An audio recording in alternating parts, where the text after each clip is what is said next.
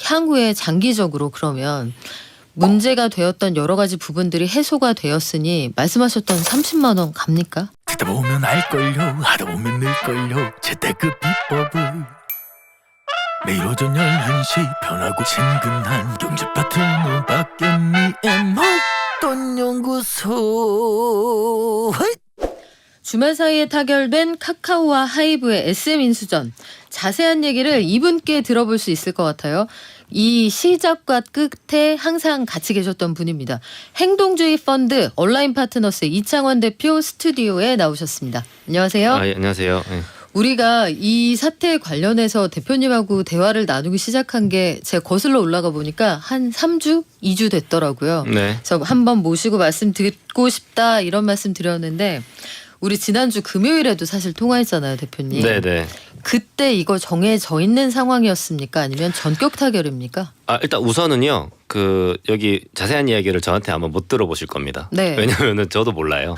예. 예. 그러니까 이게 지금 아마 네. 아마 다들 그렇게 생각하고 계신 것 같은데 저희도 그냥 주주 중에 한 명이고 그리고 아까 전에 뭐 처음에 이제 소개할 때도 뭐 경영진 카카오 온라인 연합이라고 하는데 네. 그렇지 않고요. 사실 네. 그렇지 않고요. 이제 그냥 저희도 각각 개별의 이해관계가 다 있는 거거든요. 근데 저는 지금 일단 회사 이사도 아니고 그냥 주주 중에 한 명이고 이제 그런 상황에서 다만 이제 저희의 의견들을 다 궁금해 하시기 때문에 이제 3자적인 관점에서 좀 말씀드리는 부분이 있는 거고요. 그래서 저희도 뉴스 보고 알았습니다. 예. 아, 정말요? 예, 예. 근데 SM 현 경영진은 차후에 SM 3.0이라고 하는 카카오와 함께 그리고 있는 미래가 구현이 되면 예. 이 경영진이 SM의 비상무이사 중에 한 분으로 이창원 대표였으면 좋겠다. 예, 이미 예. 이렇게 공식적으로 추천을 했단 말이에요. 맞습니다. 예. 그러면 대표님이 그리는 SM의 미래와 예. SM 카카오가 그리는 미래가 겹친다는 얘기잖아요. 맞습니다. 예. 그 부분에 대해서는 저희가 입장을 여러 번 발표했는데 저희가 생각했을 때 이 SM 3.0이라는 이 전략이 굉장히 좋은 전략이다. 예. 그리고 이제 이 SM의 이사회가 굉장히 특별한 이사회입니다. 지금 이번에 새롭게 추천된 사람들이 11명인데요. 아마 우리나라 자본시장 역사에 처음으로 대주주로부터 독립한 이사회다.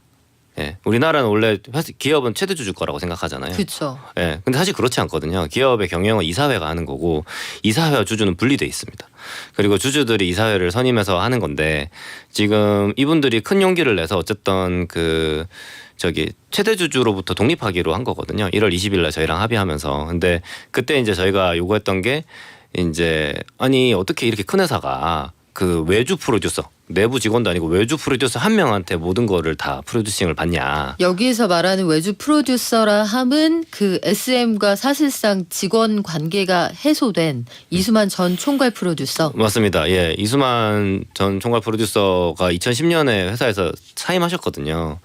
근데 이제 여전히 이제 외주 프로듀서로서 총괄 프로듀서라는 직책을 달고 그것도 좀 특이하죠.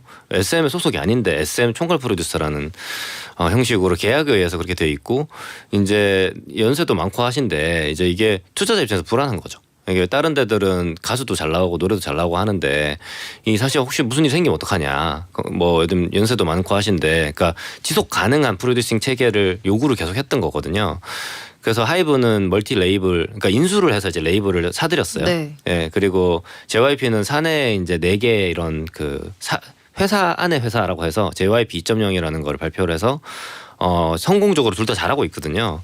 그래서 SM만 지금 그렇지 않았어요. 그래서 이제 그 부분에 대해서 챌린지를 했고 이제 거기에 대응해서 나온 게 SM 3.0이고 저는 이게 굉장히 고민을 많이 하고 가장 끝판왕 버전이다. 라고 생각하고 있고 요거를 하는 과정에 있어가지고 SM 경영진은 이제 우리는 음악에 집중하겠다. 그럼 다른 거 예를 들면 플랫폼이라든지 이런 것들은 뭐 아니 음악 유통이라든지 뭐 이런 부분들을 외부 파트너와 협력하겠다는 생각이고 거기에 가장 적절한 파트너가 이제 카카오다. 네, 이런 부분에 대해서 발표를 했고 저도 그 부분에 대해서 공감하고 지지하는 입장입니다. 네. 그러면 어쨌든 지금 2월 한 달 동안 정말 증시와 이 팬덤을 뜨겁게 달궜던 이 전쟁에서 카카오가 이겼다 이렇게 볼 수 있는 거예요? 저는 카카오가 이겼다고 그렇게 하기는 좀 쉽지 않은 것 같아요. 근데 표면적으로 보면은 하이브 입장에서는 수천억 원을 썼는데 경영권도 가져오지 못하고 IP도 마음대로 할 수 있는 상황은 아니잖아요.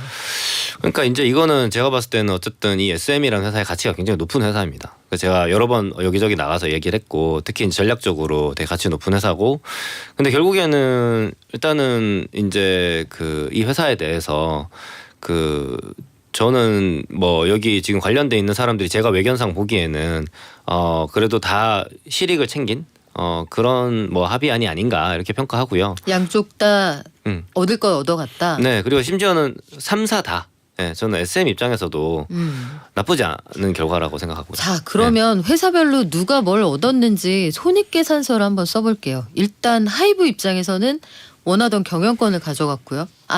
카카오 입장에서는 원하던 경영권을 가져갔고요.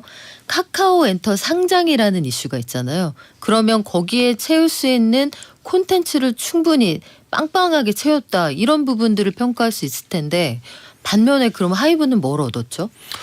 지금 어쨌든 간에 하이브가 이야기하는 거는 지금 플랫폼 분야 사업 협력을 한다고 한 거거든요. 근데 사실은 이제 플랫폼 분야라는 게 하이브의 사업 가치에서 되게 중요한 부분이에요. 어떻게 보면은 하이브가 다른 그 엔터사들과 차별화되는 밸류에이션을 받는 이유가 이 하이브라는 회사가 되게 어떻게 보면 좀 특별한 점이 있는 거거든요. 기술 기업으로도 볼 수 있고 그다음에 게임 같은 것도 만들기도 하고 그러니까 이게 이런 부분 되게 중요하고 그 넘버원 플랫폼을 갖고 있어요. 이 위버스라는 게. 근데 이제 사실은 이 부분에 대해서 정말로 압도적인 회사가 될 수 있는 저도 자세한 내용은 모르겠습니다. 합의 네. 내용이 뭔지는. 근데 뭐 제가 이제 상상해 보건데 하이브 갖고 있는 플랫폼 하나밖에 없으니까 그 위버스라고 하는 플랫폼 이거에 있어가지고 이제 아마 상당히 그래도 전략적으로 유의미한 거를 받아내지 않았을까 이렇게 저는 생각을 하고요. 그게 결국에는 최초의 인수 목적이었을 수도 있어요. 네, 그래서 원래도 이야기할 때 그 SM의 자율적인 독립적인 그런 운영을 뭐 어쨌든 물론 이제 이사회를 교체하려고 시도하시긴 하셨는데 네. 그거는 이제 현 경영진이 반대하기 때문에 그런 거고 결과적으로 사업적으로는 제 원하던 거를 받지 않았을까라는 생각이고요. 뭐 카카오 입장에서는 이제 카카오도 마찬가지로 이 플랫폼이라는 거는 다 그 어떻게 보면 그 IP가 필요한 거거든요. 컨텐츠가. 근데 이제 그 기본적으로 카카오도 SM하고 원래는 9%만 투자하고 사업 협력을 하려고 했어요. 네. 그게 원래 목적이었고, 근데 하이브가 이제 공개 매수로 들어오니까 이제 그러면은 카카오는 그 최초의 사업 협력 계약 맺은 게 무의미해지잖아요. 그러니까 그거를 뭐 취소시키려고 하는 상황이었기 때문에 이제 그런 부분에 있어가지고 그걸 지켜낼 수 있게 된 거고, 이제 SM 입장에서는 어쨌든 간에 이 카카오는 이번에 그러니까 SM에서 추천된 그 11명의 이사, 네. 이 이사회를 지지하는 입장이고 SM 3.0을 지지하는 입장이거든요. 카카오는. 그러니까 이제 그렇다고 하면은 어쨌든 간에 원하는 걸 얻은 거죠. 그러니까 이게 굉장히 아름답게 잘 합의되지 않았나 저는 그렇게 생각합니다. 네. 그래요. 저희는 하이브 측의 입장도 들어보고 싶습니다. 하이브에게도 아름다운 결말이었는지 하이브 측에게도 저희는 얼마든지 마이크 내드릴 준비가 되어 있다는 거 말씀을 드리고요. 인수 주체가 결국은 카카오 엔터가 될 것으로 보이는데 카카오 엔터가 인수 주체가 되어서 이 SM에 대한 IP를 확보한 이후에도 플랫폼을 나눌 것이냐? 하이브가 지금 플랫폼 쪽의 협력권을 얻어냈다라고 얘기를 하잖아요. 근데 만약에 제가 카카오 주인이면 카카오 엔터가 올해 상장을 앞두고 있는 상황에서 SM이라고 하는 IP 부자를 우리 식구로 맞았다. 그럼 저는 플랫폼 따로 하고 싶을 것 같은 생각이 들거든요. 예, 그건 저도 잘 모르겠습니다. 예. 그러니까 뭐 사람들 추측은 얼마든지 하실 수 있는 거니까. 네. 예. 그래요. 그러면 네. 상황이 이렇게 흘러갈 동안 온라인이 당초에 SM을 왜 선택했느냐 아마 그것도 궁금하실 거예요. 이게 경영권 싸움으로 이렇게까지 커질 거냐 사실 우리가 처음에는 예상하지 못한 상황이었거든요. 작년에 SM 주총 앞두고 온라인 파트너스라고 하는 이른바 토종 행동주의 펀드가 깃발을 딱 듭니다. 저희는 생각해보니까 SM 주가 훨씬 올라갈 수 있을 것 같은데 지배구조가 잘못돼서 이거 바꾸면 SM 30만 원 갑니다 이런 말씀하셨잖아요. 근데 그때 개인 주주들의 반응이 뜨거웠고 결국 추천하신 후보가 감사가 됐단 말이에요. SM의 어떤 부분이 특별히 문제가 된다. 그러니까 원하는 회사는 어떻게 꼽으십니까? 예, 우선은 조금 정정을 해드리면 네. 저희가 작년에 주총 때 처음으로 그 감사 후보 제안할 때는 그 30만 원 이야기는 올해 한 거고요. 예, 예. 그리고 그때 그 이야기는 이제 3%에서 이제 그러면은 그 12만 원에 제가 싸다고 하니까 왜 그러냐 네. 답하는 과정에서 가정과 이유를 가지고 제가 설명을 한 거고요. 지금 그 작년에 이제 얘기했을 때는 저희가 하여튼 그 지배구조 이슈 그러니까 이 결국에는 그 밸류에이션 멀티플 이 JYP 대비해서 뭐 거의 절반에 불과하거든요. 영업이익의 JYP 한 20배 정도 거래되는데 이제 SM은 뭐 10배 미만. 10배 정도 거래되는 상황이었기 때문에 이제 그게 그때 당시에 얘기했던 거는 그게 정상화 만약에 된다고 하면 그리고 이익도 늘어날 거니까 이제 뭐 한 그렇게 되면 한 3조 정도 되는 거다라고 작년에 이야기했었고요. 이제 거기까지 온 것 같아요. 지금 결국에는 실제 저희가 그 거버넌스 이슈가 해소됐잖아요. 네. 해소되면서 지금 그때 얘기했던 정도로 왔어요. 현재. 그래서 거기까지는 된 것 같고 그 다음에 이제 그 감사 선임 관련해서도 그러니까 처음에 저희가 투자를 할 때 이게 이 감사 선임을 해서 해야 되겠다 이런 생각하고 투자한 건 아닙니다. 그러니까 이거는 그냥 2021년 9월 당시에 이제 SM을 봤다면 그러니까 결국에는 저희가 그 생각한 거는 크게 뭐 두 개인데요. 하나는 일단 그 산업의 성장성을 본 거고요. 그때 당시에 이미 이제 그 BTS 성공하고 있는 상태였고 네. 이제 이런 그 K-팝 기업들이 이제 미국이나 유럽에서 좀 실질적으로 팬의 숫자가 늘어나고 있었다. 이제 코로나 중임에도 불구하고 이제 음반 판매량이나 유튜브나 이런 게 되게 많이 그 늘어나고 있었고요. 이게 이제 플러스 이제 아까 전에 뭐 플랫폼 이야기 잠깐 했지만 이 IP를 가지고 옛날에는 수익화할 수 있는 방법이 그냥 뭐 음원 판매 그다음에 뭐 공연 이런 거였다면 지금은 이제 그런 플랫폼을 통해 가지고 뭐 더 추가적으로 이제 활용할 수 있는 2차 IP 사업이라고 하거든요. 그런 것들이 가능해지는 단계였어요. 그래서 이거는 매출과 이익이 다 늘어날 수 있는 단계에 있다. 이 산업이. 다만 그 산업 안에서 이제 하이브는 아까 전에 얘기했던 이미 그 풀밸류를 받고 높은 밸류를 받고 있었어요. 네. 네, 그 기술 기업으로서 JYP는 거버넌스 문제가 없었기 때문에 그 제대로 된 밸류 받고 있었는데 SM만이 좀 쌌던 거죠. 네, 저희는 싼 거 좋아합니다. 그래서 좋은 회사를 싸게 사는 게 좋은 투자기 네. 때문에 네, 그렇게 해서 뭐 투자를 하게 된 거다. 그리고 많이 사다 보니까 근데 보다 보니 그 다음 해 이제 감사가 임기가 만료되는데 이 라이크 기업 문제는 원래 알려져 있던 문제이기 때문에 뭐 아무도 안 나서는 것 같으니 우리가 좋은 사람이 있으니까 한번 나서보자. 뭐 이렇게 된 겁니다. 생각보다 개인 투자자들의 반응이 좀 뜨겁지 않았어요? 그렇게까지 호응해 줄 거라고 생각하셨습니까? 예, 하여튼 뭐 저희가 예상한 것보다는 반응이 더 좋았던 것 같고요. 뭐 저희도 어쨌든 이제 뭐 처음 시작하는 회사다 보니까 뭐 이거에 그냥 전사적 역량을 집중해서 열심히 캠페인을 했고요.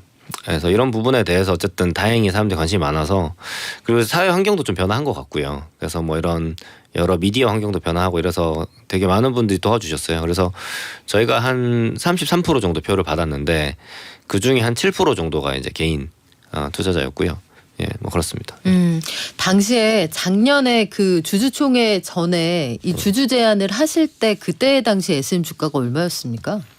그때 한 6, 7만 원 정도 했던 것 6, 같습니다. 7만 원. 네. 그러면 그때 6, 7만 원이었고 올해 2월 초에 거래할 때까지도 그 7만 원 초반이었는데 지금 뭐 오늘은 좀 하락 중입니다. 전쟁이 끝났다고 하니까 서로 비싸게 사주려던 그 분위기가 좀 가라앉는 것 같아서 주가가 지금 10시 5분 기준으로 한 21% 정도 빠지고 있는 그런 상황인데 오늘은 일단 그렇고요. 향후에 장기적으로 그러면 문제가 되었던 여러 가지 부분들이 해소가 되었으니 말씀하셨던 30만 원 갑니까?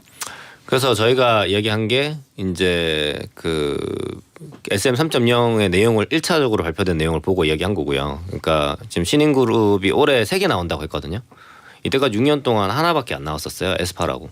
네. 그래서 올해 3개 진짜 생각해보니까 없네요. 네네. NCT 드림이랑 127 나오고 나서부터는 지금까지 그 사이 기간에 하나 나온 게 에스파거든요. 그래서 이런 부분들도 좀 해소가 되고 그래서 뭐 여러 가지 가정을 넣어서 봤을 때 그리고 이제 라이크 기획이라든지 이렇게 좀 뭐 외부에 빠져나가던 그러니까 영업이익률이 JYP 대비 낮을 이유가 없는데 SM이 이제 JYP는 30%고 SM은 19%였거든요. 그래서 이런 부분들이 좀 해소가 되면은 저희는 이제 2025년까지 저희가 추정한 거는 한 3천억 정도 영업이익 작년에 1,000억이었거든요. 그 정도를 한번 예상해 봤고요. 그 가정 같은 거는 저희가 방송 나가서 다 보여드렸어요. 가수 숫자가 얼마 늘어나고 이런 부분. 이제 그랬을 때 이제 영업이익이 한 20배에서 25배 정도 회사에 이제 뭐 밸류에이션 배수를 적용을 하면 30만 원까지 나올 수 있는 거고요. 근데 실제 회사에서 이미 나왔습니다. 그래서 제 이야기가 중요한 건 아니고 그 이후에 회사에서 공식적으로 나왔거든요. 그러니까 2025년에 영업이 5천억 연결 기준으로, 그다음에 그 주가 36만 원 목표로 해서 하겠고, 이거에 본인들의 보상의 50% 이상을 연동하겠다, 이 달성 여부에 대해서. 그래서 뭐 그걸로 그냥 보시면 되는 것 같아요. 네. 근데 그 일각에서는요, 이게 우리니까 다분히 돈의 흐름에 초점을 맞춰서 이야기를 나누고 있지만 또 엔터 업계라는 게 굉장히 오랫동안 또 감에 의존하는 예. 의리에 의존하는 시장이기도 했잖아요. 그러니까 연예제작자협회 같은 군소 기획사들의 모임에서는 초대 SM을 이끌었던 이수만 총괄을 이런 방식으로 이른바 쫓아내는 게 바람직하냐, 그러니까 공존의 방향은 없었느냐, 이런 얘기도 하거든요. 예. 여기에 대해서는 그 과정에서 설득이랄까요? 대화가 얼마나 있었습니까? 저는 한 번도 만나본 적이 없습니다. 직접. 예, 이선 만나본 적이 없고요. 근데 원래 이거는 그 개념을 잘 잡으셔야 될 것 같아요. 그러니까 상장회사가 되는 순간부터는 회사는 이사회가 운영하는 겁니다. 그리고 이수만 선생님도 저희와 똑같이 주주 중에 한 명인 거였어요. 네. 예, 주주가 주주끼리 다 이야기하진 않거든요. 예, 그 주주는 이사회라 이야기하는 거고, 이제 저희는 그냥 저희의 요구를 하는 거고, 이거 거버넌스 문제 있는 것 같으니 개선하라고 한 거고, 이제 회사 경영진께서 검토하셔서 판단 내리신 거거든요. 그래서 그런 부분에서 저희가 어떻게 할 수 있는 건 아니다, 그렇게 말씀드립니다. 그래요. 결국 이렇게 결론이 났습니다만 구체적으로 플랫폼 협력을 어떻게 해 나갈 거냐, 이건 저희가 향후에 좀 지켜봐야 할 것 같아요. 하이브가 마지막으로 저는 요거는 여쭤보고 넘어가야 될 것 같은데, 막판 딜 직전까지는 하이브도 이제 쩐의 전쟁에 가열차게 참전한다, 15만 원 받고 18만 원에 공개 매수 나설 수 있다, 이런 얘기가 사실 시장에 한번 쫙 퍼진 적이 있었거든요. 그래서 1조 3천억 원 차입하려고 한다. 근데 이 부분에 대해서는 혹시 어디까지 파악을 하고 계셨는지 알 수 있을까요? 저는 전혀 파악하고 있지 못했습니다. 예, 그거를 제가 알 수가 없고요. 그것도 그 팩트인지도 알 수 없는 거고요. 그러니까 사람들이 관심이 많으니까 이제 뭐 그냥 이런저런 이야기 하는 것 같아요. 예. 근데 어쨌든 기본적으로 그냥 공식적인 입장문에 해서 보면은 이제 하이브의 주주 가치를 생각해서 SM의 적정 가치라는 게 있을 거고, 그죠? 그 하이브에서 판단하기에 그거를 벗어났다라고 보면은 이제 하이브의 주주 가치를 결국에는 극대화해야 되는 게 하이브 경영진의 입장이잖아요. 그래서 그런 관점에서 되게 정도적인 관점에서 잘 판단하셔서 의사결정하신 게 아닐까라고 생각하고요. 예, 무조건 산다고 다 좋은 건 아니잖아요, 어떤 가격에 대해서. 그러니까 그런 관점에서는 이해하고 있습니다. 지금 그 SM 문제는 이렇게 해결이 되어 가는 듯한데, 또 한쪽에서 우리 이창원 온라인 파트너스 대표님을 굉장히 주목하면서 긴장하고 있는 회사가 하나 더 있어요. JB금융지주. 주총을 앞두고 있는 상황인데 이 회사 지분은 굉장히 많이 가지고 계시더라고요. 2대 주주인데 네. JB금융지주를 향해서 우리가 여기에서 원하는 바가 있다, 이거 관철 안 되면은 지금 표대결까지 갈 수도 있는 상황이잖아요. 네. JB금융지주라고 하는 회사에 어떤 걸 바라시는 겁니까? 그냥 다른 6개 은행들하고 똑같이만 그냥 해줬으면 좋겠어요. 똑같이라 하면 어떤 걸까요? 그러니까 주주 말을 좀 들어서 이제 말 안 듣습니까 지금은? 그냥 현행대로 하겠다는 거거든요. JB금융에서는 하던 대로. 그러니까 근데 이제 저는 이게 결국에는 근데 이제 이사회의 이해관계와, 그러니까 경영진의 이해관계와 주주의 이해관계가 좀 다른 점이 있어요. 이제 경영진은 주주가 아니거든요. 그러니까 주가가 오르고 내리고에 아주 직접적으로 연관돼 있지 않아요. 근데 이제 회사가 커지는 게 좋은 거고, 주주 입장에서 주가 골라야 되거든요. 그래서 이제 그런 부분에 있어가지고 저희가 이 자본 배치 차원에서 이제 지금 봤을 때는 너무 밸류에이션이 낮으니까 PER이 3배가 안 되거든요. 네. 그러면은 이게 내가 돈이 있을 때 이걸 가지고 대출에 투입을 하면, JB는 그래도 돈 잘 벌어요. 그래서 뭐 13% 이렇게 버는데 수익률이, 내가 PER 3배 우리 회사 주식을 사면 33% 수익이 나는 거잖아요. PER을 역수를 취하면. 네. 그러니까 이제 이런 거가 있을 때는 저희는 이제 그런 것도 고려해서 자본 배치를 좀 하자. 그 말인즉슨 대출을 좀 덜 하고 이제 자본 배치, 그 자사주 매입 소각을 좀 하자는 게 저희 이야기예요. 근데 그런 거를 그리고 급하게 바로 하자는 게 아니에요. 그러니까 합리적인 정책을 세워서 그 자본도 건전하게 유지해야 되잖아요. 그러니까 왜냐면 은행의 건전성이 중요하니까 이제 그런 거를 저희가 모든 은행에 다 제시를 했거든요. 근데 그 나머지 6개 은행들은 굉장히 성실하게 그런 걸 깊이 고민해서 그 좀 겸허한 자세로 이 정책을 도입했습니다. 그럼 대출 성장률 좀 조절하고 합리적으로 우리가 주주 가치 관점에서 제대로 된 자본 배치 정책을 도입하겠다고 발표했어요 이미. JB도 그냥 똑같이 해줬으면 좋겠는데 이제 일단 현행대로 유지하겠다고 하니까 그러면은 주주총회를 통해서 한번 논의해보자. 네. 그리고 이게 그러니까 요번에 이 주주 제한이 되게 특이한 점이 이거의 주주 제한의 통과 여부에 저희가 엄청나게 그게 중심 목적은 아니에요. 왜냐하면 주주 제한이라고 하는 거는 주총에서 결의할 수 있는 게 한정돼 있어요. 이런 정책 도입 같은 건 이사회에서 해야 되는 거거든요. 그래서 그렇지만 그럼에도 불구하고 주총을 통해서 이제 이걸 논의할 수 있도록 하기 위해서 이제 뭐 형식상으로 주주 제한을 취한 거고 네. 이 과정에서 저희는 계속 공개적으로 토론하면서 주주들의 이런 목소리를 듣게끔 그렇게 할 거고 뭐 될 때까지 앞으로 몇 년 저희는 장기 투자하기 때문에 계속해서 이제 할 겁니다. 예. 근데 JB금융지주의 입장은 예. 이거더라고요. 예. 지금 보면은 우리가 주당 배당 성향이 27%다. 낮지 네. 않다. 그런데 지금 온라인이 주장하는 건 배당 성향 한 33%까지 올리고 결과적으로 주주 환원율을 한 35%까지 끌어올리라는 건데 이거 과도하다. 이렇게 되면은 손실 흡수 능력이 현저히 떨어질 수 있다. 요거 한 가지 하고 네. 또 하나는 한 50년 동안 주식을 가장 많이 가지고 있었던 삼양사도 이런 주장을 해본 적이 없다. 그러니까 온라인의 요구가 지나치다. 네. 그리고 단기간에 그 2대 주주가 됐다고 해서 너무한 거 아니냐 이런 주장을 하거든요. 예. 여기에 대해서 어떻게 답하시겠어요? 네, 되게 황당한 이야기죠. 그거는 황당한 이야기죠. 네. 일단은 저희의 목표는 저희가 주장한 거는 배당 성향 33% 하는 게 목적이 아니고요. 아까 처음에 말씀드렸잖아요. 그거는 뭐 그냥 주총 때 이런 이야기를 하기 위해서 그 제안을 한 거예요. 그 27% 하나 33%나 똑같아요. 저 입장에서 그 조금 더 뭐 100원인가 더 받는다고 네. 뭐 저희 수익률에 뭐 그렇게 큰 영향이 없거든요. 그렇지만은 이제 저희가 그거 낸 이유는 이 장기적인 정책에 대해서 토론하자는 거예요. 그래서 그 부분을 지금 빼고 지금 그냥 33%만 가지고 얘기하는 건데 그리고 33%조차도 그 이미 올해 KB금융이랑 신한금융은 33% 했습니다. 주주 환원율. 예. 그래서 27% 주주 환원율은 지금 7개 은행 중에 최저거든요. 예.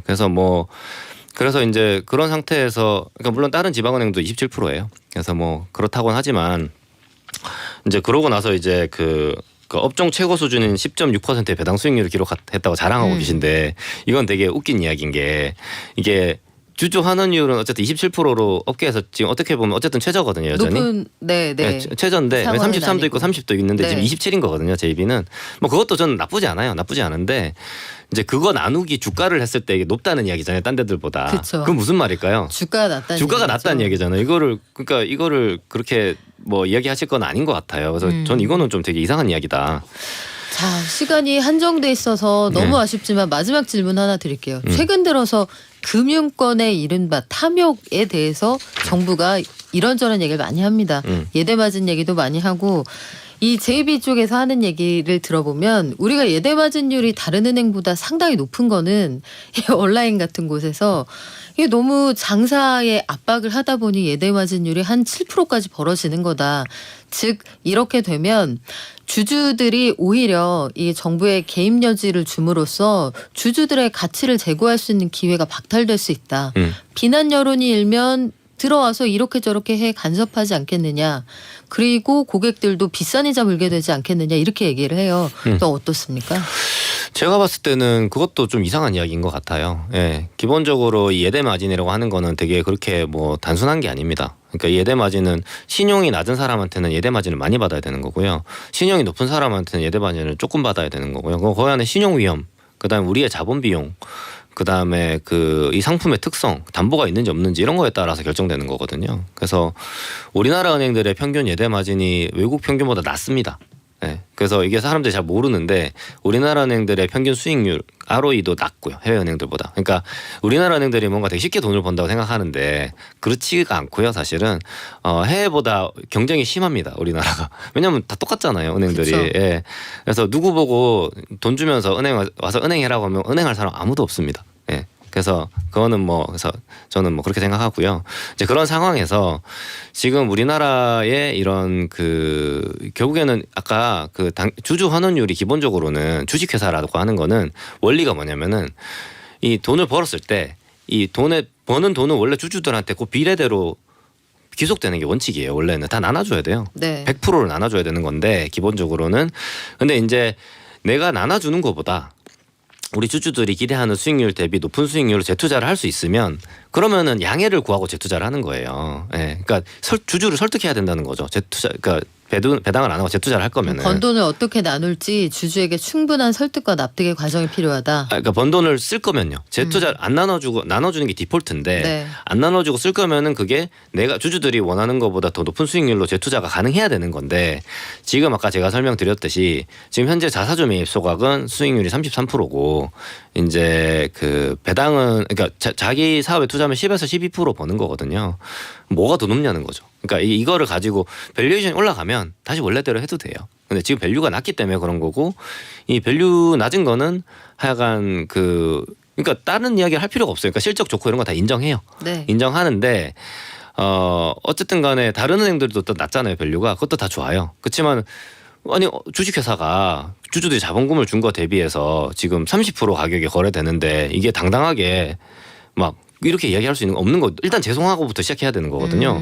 이게 없는 것 같아요. 되게 너무 신기하게 우리나라에서. 그러니까 일단 죄송하다부터 시작해야 되는 거고 당신이 준 돈을 30%밖에 70% 깎아 먹은 거잖아요. 어떻게든. 네.